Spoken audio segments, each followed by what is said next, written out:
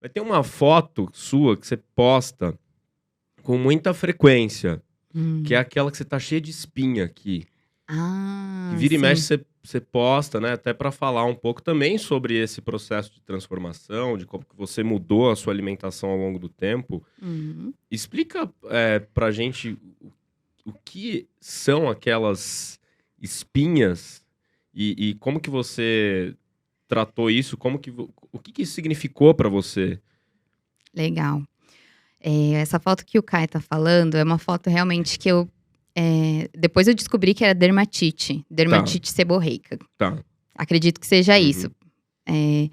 E era uma alergia muito grande que eu tinha, então vinha desde aqui, aí vinha ao redor do nariz e ao redor da boca também, né? Ficava bem, bem irritado, inflamado. E antes eu tinha um pouquinho, eu sempre tive. Tanto que meu irmão também tinha e o apelido dele era Lagostinha por conta disso. Ah, Porque que ele ficava carinhoso, né? As super fofo. crianças e adolescentes sempre mostrando muito carinho um pelos outros, né? Empatia É. sempre. E aí eu falei, tudo bem, deve ser meio de família. Só que aí foi piorando e ficou até do grau daquela foto. Tá. E aí fui em dermatologistas vários, e fui num e outro, e fazia tratamento, aqueles cremes que ardem pra caramba, tratamento caro, né, dermatológico, e nada, nada, nada resolvia. E era frustrante, porque você gastava dinheiro, gastava tempo, e é uma coisa que não dá pra tampar mesmo com maquiagem, porque a maquiagem ela uniformiza a cor da pele, mas todo Mas não o aqueles relevo, né? era muito relevo, Hum. e isso me deixava mal. Claro, mulher, eu ainda era adolescente, você tá Você super tinha preocupada quantos anos? ali eu devia ter uns 18 Tá. anos, por aí. E aí, eu não sabia o que que era. E convivi com isso por muito tempo. Tinha fases que melhorava, depois piorava, mas nunca estava bom, de fato. Eis que me formei, aí eu estava fazendo minha pós-graduação em nutrição funcional e estava numa aula que, para quem acompanha um pouquinho de nutrição, deve conhecer o Luciano Bruno, que é um professor que eu Sim, admiro sim. muito. E a gente estava conversando sobre alergias alimentares. E aí ele começou a falar, e eu falei, nossa, tô assim, me identificando. Total com todos os sinais e sintomas que ele fala. Uhum.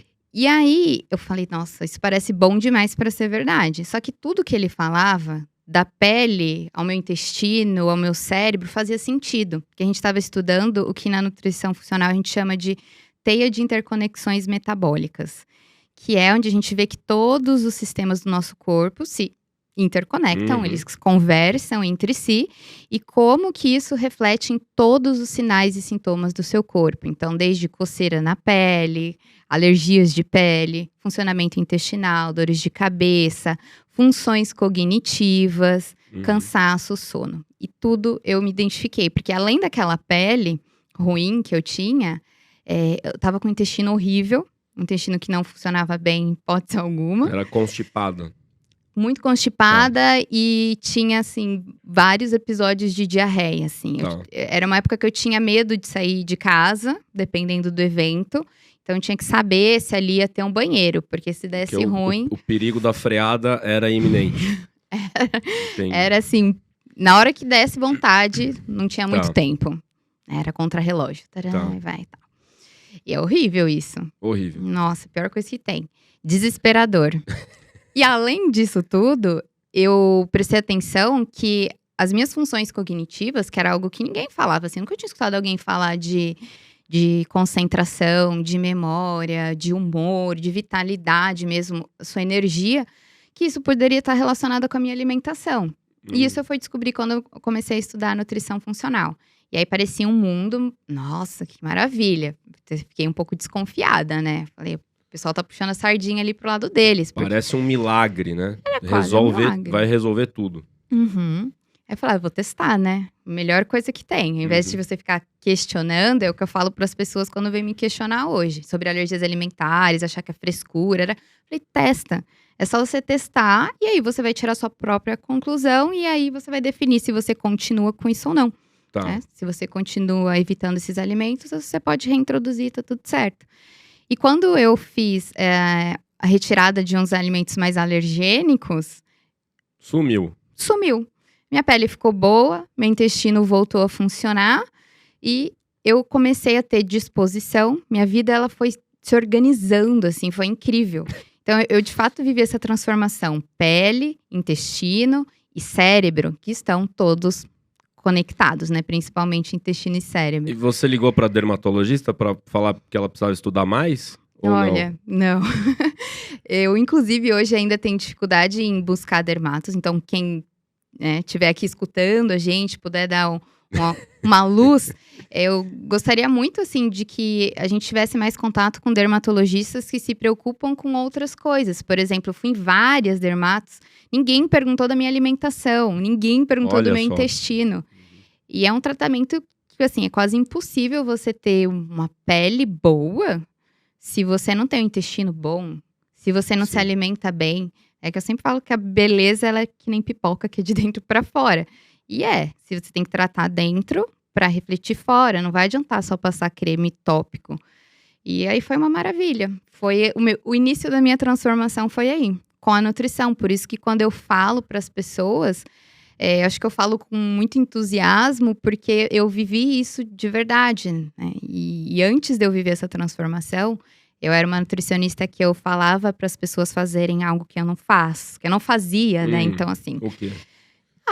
falava para comer várias frutas, vegetais, comia, não comia. A minha salada era alface e tomate. Pessoal, não comer só alface e tomate não é comer salada, tá? Uhum. Tem que variar mais. Beber água, bebia água, esquecia. Tinha dia que acabou o final do dia, lembrei que não tomei um copo de água. Uhum. Atividade física não conseguia ter constância. Eu consumia muito doce todos os dias. Meu café da manhã era misto quente, para honrar Bauru. Todo café da manhã era misto, então eu não tinha bons hábitos. E fora, estilo de vida mesmo que não era saudável. O meu final de semana começava na quinta, acabava no domingo. E era assim, loucura, muita bebedeira. Então, eu acho legal falar isso, porque as pessoas às vezes olham pra gente hoje e acham que a gente não passou por isso. E que eu tô falando de cima pra baixo, mas é que igual. Talvez você esteja nesse momento e daqui a pouco você também vai viver a sua transformação. Mas tem que querer. E você tá falando de algo que acho que muito profissional de saúde enfrenta, né? Que você vive um mundo na faculdade, a gente não aprende muitas coisas, a gente fala para os pacientes fazerem muitas coisas, mas a gente não faz 5, 10%, principalmente quando a gente é recém-formado, né? Depois que a gente vai organizando a nossa vida, que a gente começa a fazer as coisas com mais coerência, né? Vamos dizer assim. E olha só que legal isso que você falou, né? Você foi aprender uma coisa essencial fora da graduação, né? Quando você estava conversando com o Luciano, e aí descobriu algo que parece que virou a chave, né? Pô, é isso. É isso que eu tenho que ensinar, né, para as pessoas. Então, olha quantas deficiências, né, a graduação ainda tem, Muito. não só na medicina, mas na nutrição, na psicologia, Sim. né, enfim, em qualquer área da saúde. Eu acho que a gente vai aprendendo mesmo. O diploma, ele serve para, sei lá, dar o start, né, para imprimir currículo e ficar batendo de porta em porta, mas eu acho que muitas coisas a gente vai aprendendo com o tempo, né? É muito louco isso, né? É muito... acho que você aprende com o tempo, aprende na vivência mesmo, aprende muito na troca com o paciente. Acho que aprende muito de comunicação com os pacientes mesmo, Sim. pacientes e alunos, que é onde você tem que ensinar, você tem que ajudar a educar, você tem que saber passar o que você sabe de uma forma simples. E acho que esse foi o maior aprendizado, mais do que estudar a nutrição, que é algo que hoje eu já tenho mais facilidade. Porque realmente você sai da faculdade de nutrição. Não sabia nada sobre sono, fui aprender com você, como aluna. Olha só. Caiu no sono. Aprendi muito com você sobre sono e é algo que acho que 80% dos pacientes que chegam no consultório tem alguma questão com sono. E se ainda não tem a questão de tempo, porque não tem rotina nenhuma de sono. E a gente sabe o quanto que isso atrapalha no cérebro, na disposição do outro dia, na capacidade cognitiva, que é algo que eu trabalho bastante. E na faculdade eu lembro também olha só, que coisa feia. Mas assim, na faculdade a gente tinha umas dietinhas de gaveta. Igual algumas pessoas falam, nutricionista é tudo dieta de gaveta. Algumas podem ser. Mas é porque a gente aprendeu assim no início, de Tá. verdade. Era assim, dieta de 1.000 calorias, 1.200, 1.600, sei lá, 1.800. Aí tinha a hipocalórica, né, então, com baixa caloria, baixo sódio. Sei lá, a outra com Sem bastante açúcar. cálcio, sem açúcar. Eu para diabetes, mas o diabetes era aquela dietinha tipo, troque o pão branco por pão integral, era isso. Uhum. E eu saí da faculdade, eu lembro de ter essa sensação de, caramba, será que é isso? Ensinar a trocar um pão por outro, assim, muito, muito cru, assim, leitura de exames, não tive nada.